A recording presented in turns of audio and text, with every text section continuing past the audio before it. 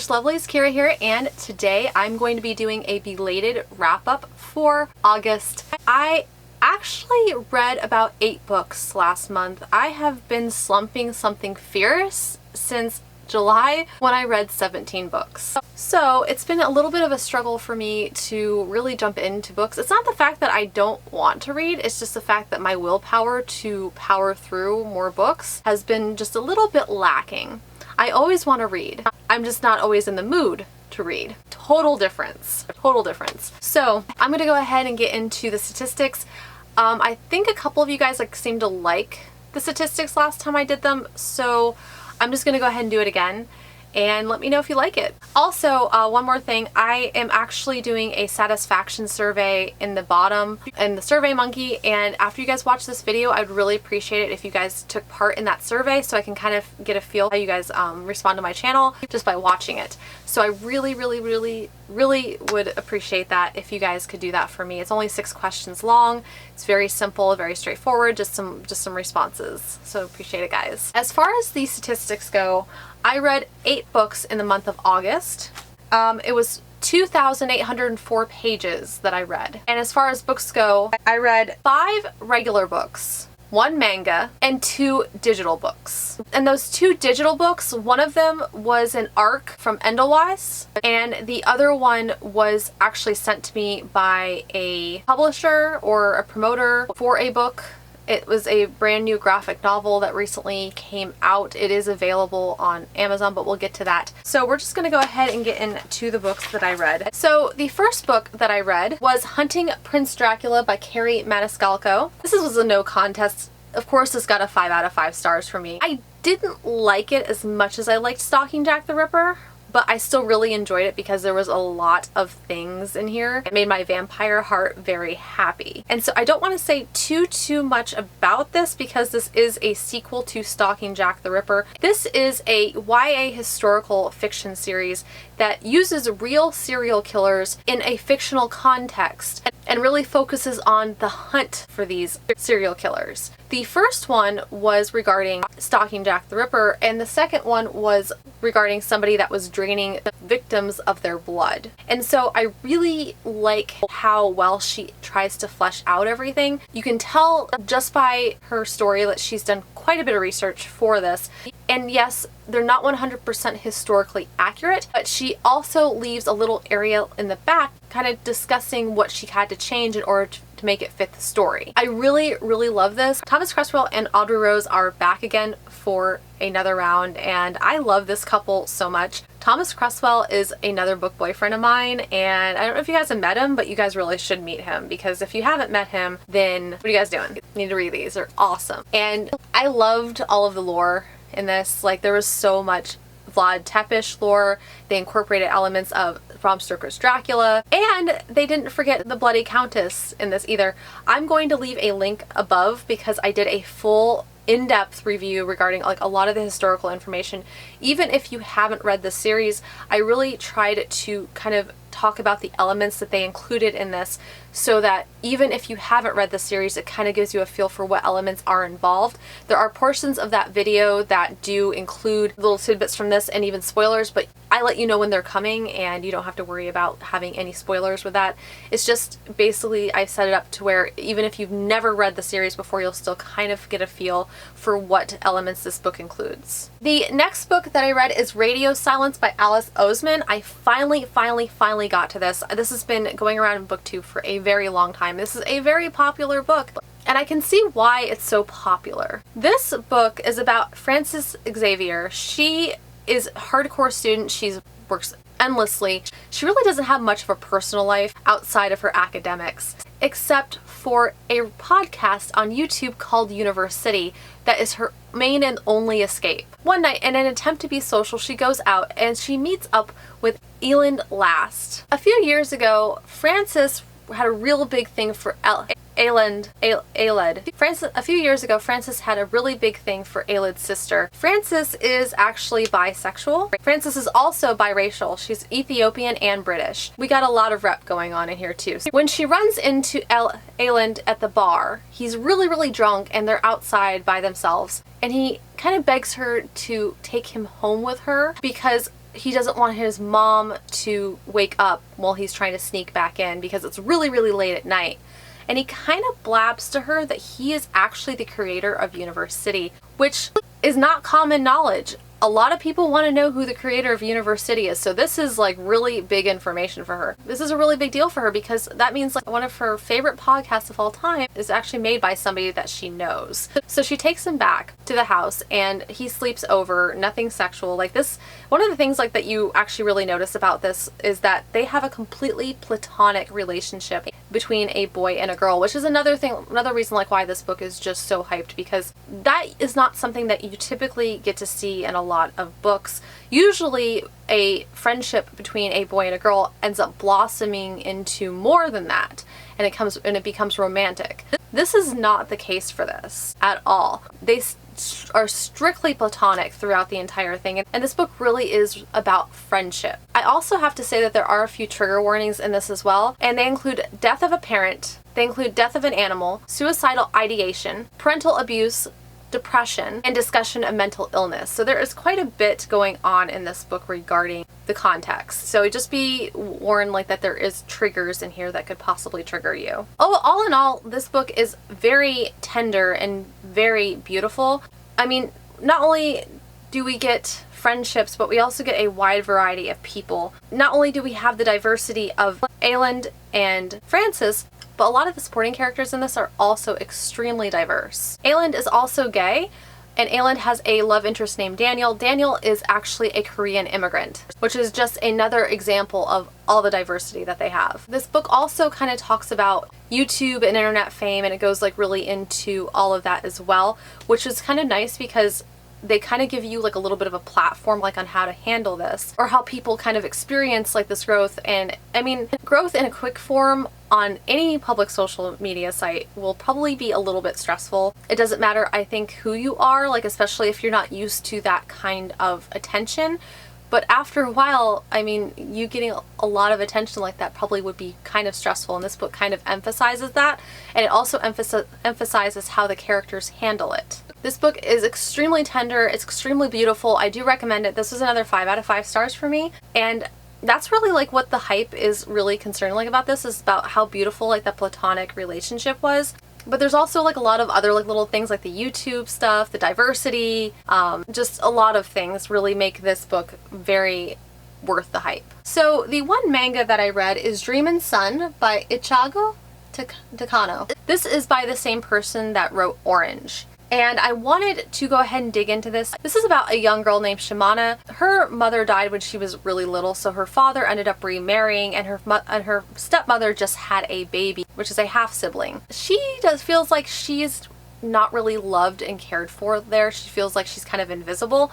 So she decides to run away, and she ends up getting into this house with 3 other guys. One of them is super debonair and very handsome. So this is kind of a very contemporary, angsty kind of manga, but there's not like super angst, it's just more like fun stuff. This was the first in a series, and I ended up giving this another 5 out of 5 stars. I really enjoyed this. I enjoyed this a lot more than I thought I was going to. When I read Orange, I really enjoyed Orange, which is the other book by the same author, and I enjoyed the concept, but I wasn't in love with it.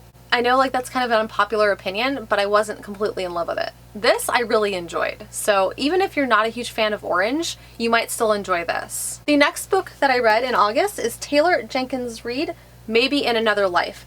This is continuing on with a Taylor Jenkins read along. So far, I think I've enjoyed this one the least out of all of the books that I've read by her.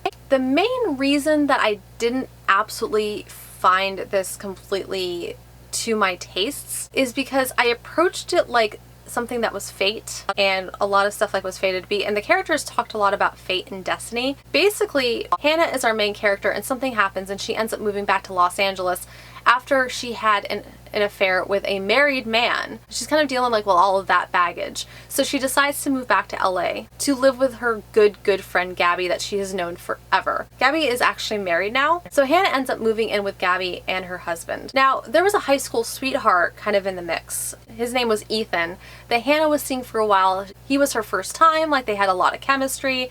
So one of the first nights that she's back, Gabby ends up setting up a get-together for everybody to come in and meet her again because it's been so long. So she sees people from high school. Gabby ends up inviting some of her work friends. It's just kind of a mixture of people that come in, and Ethan shows up. At this point, she has a choice between staying to dance with him or going home. And this is where reality splits. In one reality, she stays to dance with him. And in another reality, she actually leaves to go home with Gabby. So we follow both timelines parallel to each other every other chapter. So one chapter we have her in the scenario like where she didn't stay to dance. The other chapter we have her in where she did stay to dance. And it goes back and forth. And you kind of see like bigger and bigger and bigger differences as time goes on. This reminded me of that movie in the 1990s, I believe it was, called Sliding Doors with Gwyneth Paltrow. And I really, really like that, but I kind of feel like that this was just so close to that.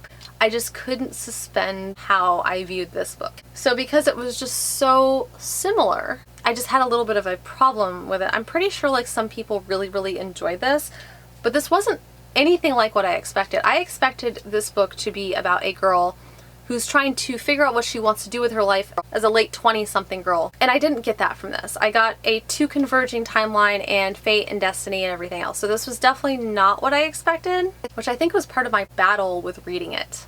And so this also kind of deals with parallel universes and parallel decisions and pretty much just parallel like everything. And it makes a huge difference. Part of the problem too is that I think if I would have approached like this as less of a romance and more of a fate book, like, you know, like just kind of like the study like of how one decision can make a huge divide in what direction our lives go, I think I probably would have enjoyed this better. But I approached this like a romance because most of Taylor Jenkins Reid's books are meant to be approached like a romance. Like if I had approached this differently and not read it as a romance, I think I would have ended up enjoying it better. I ended up giving this a 3.5 out of 5 stars. It just wasn't one of my favorites. So the next book that I read was Mooncakes by Suzanne Walker and Wendy Zune. This is actually another graphic novel. It's very cute. It's got like very cutesy like little artwork to it. It does have a feel like that it's more for high school students and YA like than it is for adults. I still really enjoyed it though, and this has really good diverse representation in it as well. This is about a teen witch named Nova, and one day, and Nova's still trying to get the hang of being a witch.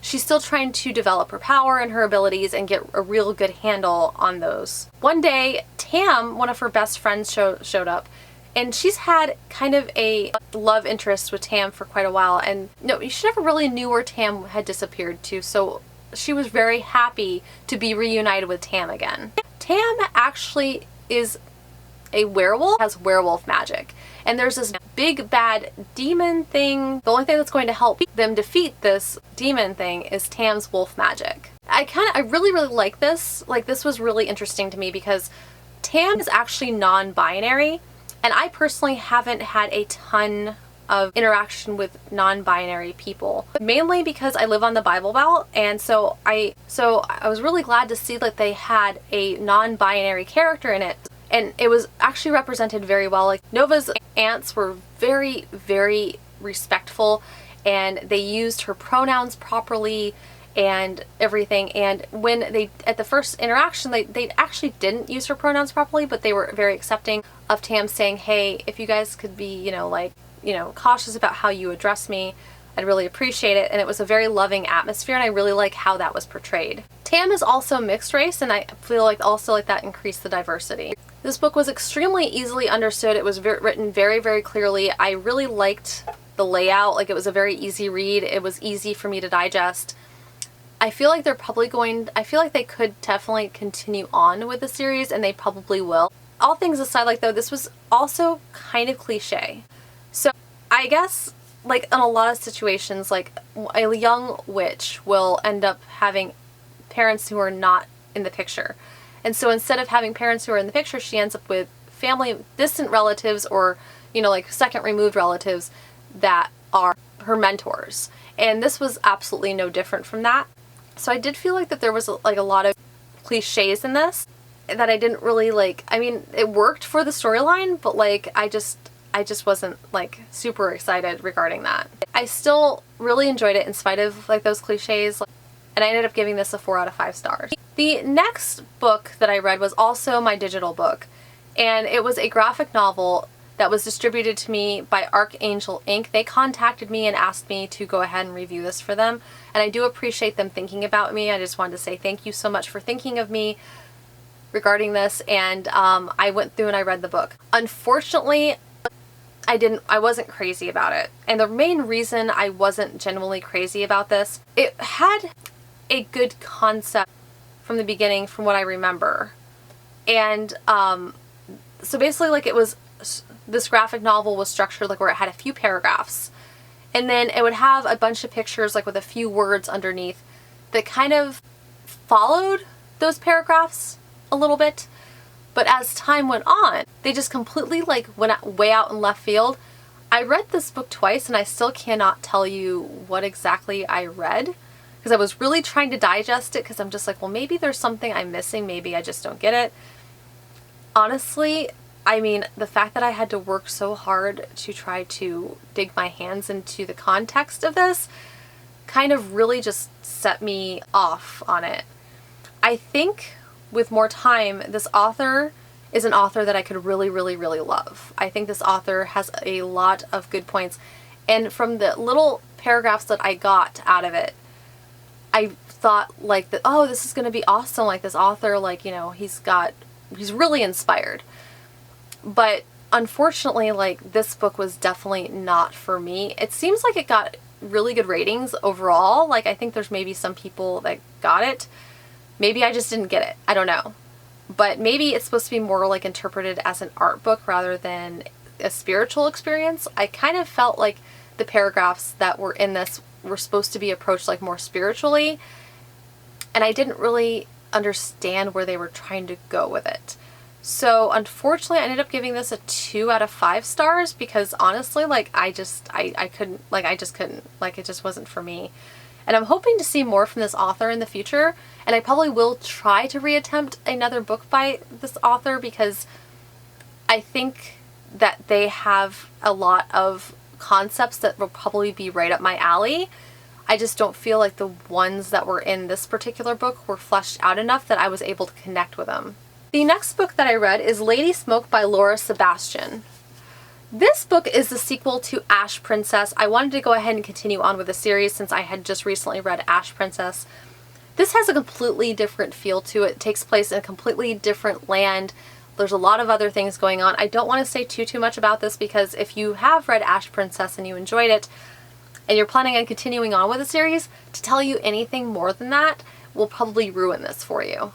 I enjoyed this, but there was something about this that was lacking in comparison to the Ash Princess. I think I really appreciated the angsty romance, like overall, like in the first one, and I really appreciated the displaced princess aspect of it, like that kind of trope. And I really liked it because in spite of everything, you know, she was very strong and she was very cunning, and you know, she did what she had to do to survive. This was really nice because this actually did flesh out what I learned from that book quite a bit more. So I really did appreciate that about this book. It's just, to me, like it wasn't as addictive as the first book, The Ash Princess. So I ended up giving this a 4 out of 5 stars. The last book that I have to discuss is Ziggy Stardust and Me by James Brandon. This was an incredible historical LGBTQ+ book. I really, really loved this book completely, and I did a full review on it. I'm going to leave it up there. It was so heartbreaking and so absolutely amazing. And there's so many trigger warnings in this. There were trigger warnings for bullying, homophobia, racism, and attempted rape. So this is a very hard-hitting LGBTQ+ historical book. This is about a guy named Jonathan. He is 17 years old. A few years ago, he got caught doing something, and he's now in therapy for it. In 1973, which is the year that this took place, the American Psychological Association still considered if you were any part of the LGBTQ+ community, that was a type of mental disorder, and so they treated you accordingly to that. So not only was this book very hard to digest as far as like that's concerned, because we now live in a world where all of that is very acceptable. There's still some prejudice going on, but overall most people respond to it very positively. Even socially, they respond to it positively. People in this time period in 1973 were socialized into thinking that being gay was not only contagious and a mental disorder, but they lumped them in with pedophiles, which is just distasteful. And honestly, like, I was kind of horrified that they would even do that, because anybody in the LGBTQ plus community is not a pedophile. But that, I kind of got the feeling that this was the overall attitude towards that community back then, and it was pretty horrifying to read it. But I also feel like, as horrifying as this was also a very important read, because it put a lot of things into perspective regarding the LGBTQ plus community and how far they've come in gaining rights. This takes place in 1973, St. Louis, Missouri, and it's a time of a lot of social change. Like, a lot of things are happening in this. And so in order to have kind of an escapism, people tried to escape in any way they could, whether that be through their music, like his obsession with Ziggy Stardust, also known as David Bowie after he changed his names. Even the music was escapist. He is very much in denial that he's gay, mainly because of how he's been treated. One day he meets this really awesome guy named Webb, who's a Lakota Indian boy, and they kind of bond, and he just feels this overall wonderful acceptance and love, and it's just such a beautiful book. I don't want to say too much more. If you guys want a lot more in-depth discussions regarding this, like I said, just go ahead and look at that video that I recorded. But I really love this, and I definitely recommend this. Alright guys, thank you so much. Those are the 8 books that I read in August. Once again, if you guys stuck with me, please remember to take my survey. I really appreciate it. I am on Instagram, Amazon, Twitter, and Goodreads, and the links are linked in the description below. And I will hopefully talk to you guys soon. You guys have a great night.